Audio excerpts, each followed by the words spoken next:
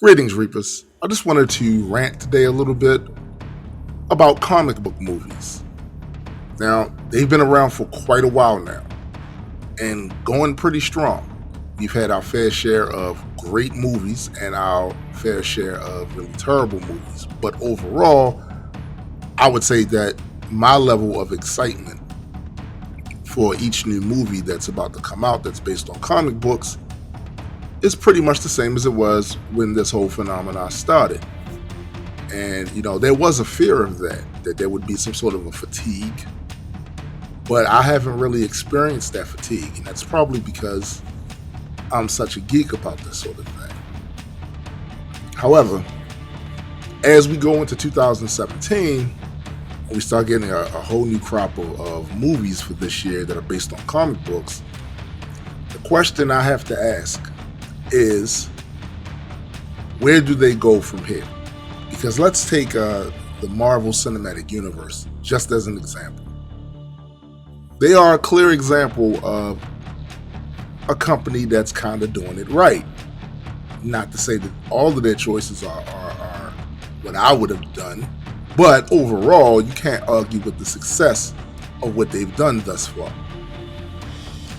And when they first started making these movies under this umbrella of the MCU, they did something very smart. They got their most popular characters and they put them and presented them to the world in the form of these movies first.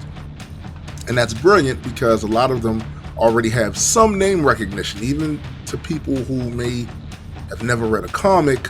Some of those names are pretty iconic, so they know who they are, and that's great for marketing and promotion. But I can also see a downside to that, because after they have exhausted all of these characters, and you can tell when you look at the way they have their content organized, they have it organized in phases.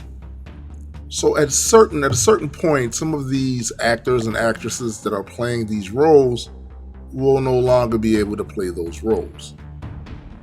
And while it's very smart of them to try to knock out as many of these back to back as they possibly can, as far as in the production realm, maybe not releasing them back to back, but getting those guys in there and getting these movies done so that they still look the part, so the age is not really that much of a factor. They can get a lot of movies done. All that is smart, but at a certain point, they're going to exhaust all of the characters that do have name recognition even before the movies. And that leaves them with thousands of other characters, thousands that they can pick and choose from. My issue, though, is this. The reason those initial characters were so great to use is because of their backstories.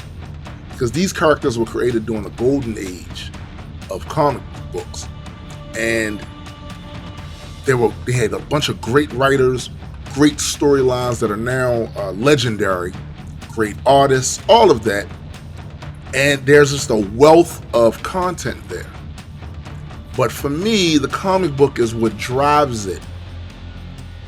So if the comic book content becomes stale, if it's not as good as it used to be, trying to develop these newer characters is going to be a bit more difficult. And this is where I find myself with Marvel comics nowadays. Because people are quick to criticize DC in their movies. And I think some of the criticisms have been unfair, but I think a lot of them have been pretty accurate. However, in the realm of the actual comic books, this is the bedrock from which all of these characters come from. They have been doing better than Marvel. I just gotta flat out say it. The all new, all different Marvel thing, while it has maybe a couple of successes as far as I've read the stories and I find them to be entertaining and engaging, gotta tell you, the vast majority of them, I'm not really interested in. I've tried to read them, I've tried to get into them, and it's not doing it for me. So these characters don't feel iconic to me. They just don't. So the question is, where do they go from here? Now, to their credit, Starting Spider-Man over again as a kid is brilliant. It's brilliant because he has name recognition out of the ass. All right, people know who Spider-Man is. So that's dope because his name, his brand can kind of carry a lot of the other lesser known characters, provided they are presented correctly. So that's going to extend, I think, some of the popularity and the excitement for me when it comes to the Marvel Cinematic Universe. But this is where character development matters. It really does. Because some of these newer characters or new imaginings of characters, if the story from the comic book doesn't grab me, I'm not going to be as excited to see a movie about them. Simply because it has the Marvel brand on it, that's not going to be enough. And this is where I think Marvel really needs to get their heads out of their asses when it comes to these books. Because while I love the Ultimates, that's like, to me, the best comic that came out of the All New and All Different. Some of the other ones are just barely passing. Just barely passing. Like, I like what they did with the Iron Man and mixing the Doctor Doom story together and having Doctor Doom become the new Iron Man for the time being. I like that. But I thought that the Civil War 2 was a complete bust as far as creatively. I read the entire story and I just didn't think it was that good. Meanwhile, on the other side of the fence, DC Comics, they're doing great material. Rebirth is a success, period. Point blank, period. And I've been reading them all, and I'm still excited about the characters. And yeah, DC had its fair share of problems because a lot of people didn't like the New 52. I wasn't one of them. I thought the New 52 was cool, had a lot of cool elements to it, but I get why other people didn't like it. But I thought it was dope. But Rebirth? Oh no. They did well with that. They're doing really well with that. And I find myself now reading more of the newer DC comics than the newer Marvel comics. Marvel comics, I'm pretty much a lot of the times going back to older issues and older series and older storylines that I missed.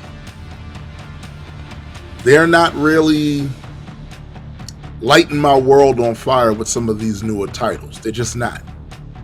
So the question is, if my feelings about this are echoed or start to begin being echoed by vast swaths of comic book fans,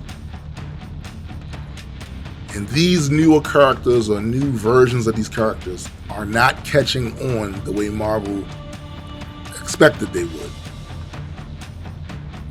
where do you get the energy for the movies and the TV shows?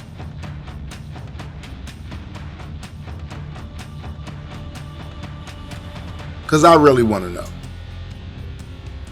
But anyway, that's all for me today, Reapers. If you enjoyed this video, please like, share, and subscribe to the Reaper Legion Network and help our community grow. And as always, please geek responsibly.